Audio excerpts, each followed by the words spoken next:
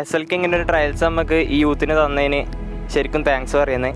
ശരിക്കും കഴിഞ്ഞ കൊല്ലം SLK കളി കണ്ടപ്പം എല്ലാ പ്ലെയേഴ്സിനും ഉണ്ടാവും കളിക്കണം എന്നൊരാഗ്രഹം. അപ്പോൾ പെട്ടെന്നാണ് ഈ പോസ്റ്ററിലും കാണുന്നത്.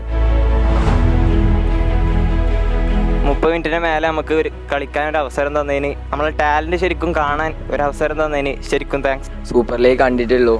സൂപ്പർ ലീഗിൻ്റെ പുതിയ കോച്ചസിനെ നേരി കാണാൻ പറ്റി. നല്ല രീതിയിൽ നമ്മുടെ യൂത്ത് ഇത് ഡെവലപ്പ് ആവും. ഇങ്ങനെ ഇവർ ട്രയൽസ് വെച്ചതുകൊണ്ട് നമുക്ക് എല്ലാ പ്ലേയേഴ്സിനും നല്ല യൂസായി.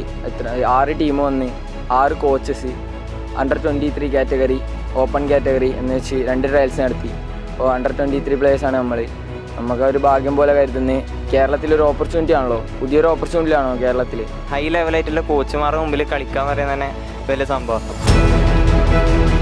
അവർക്ക് സാധാരണ നമ്മുടെ നാട്ടിലത്തെ കളി അവർക്ക് ആവശ്യമില്ല. ഇത് ശരിക്കൊരു പ്രൊഫഷണൽ വേവ് ഉണ്ട്.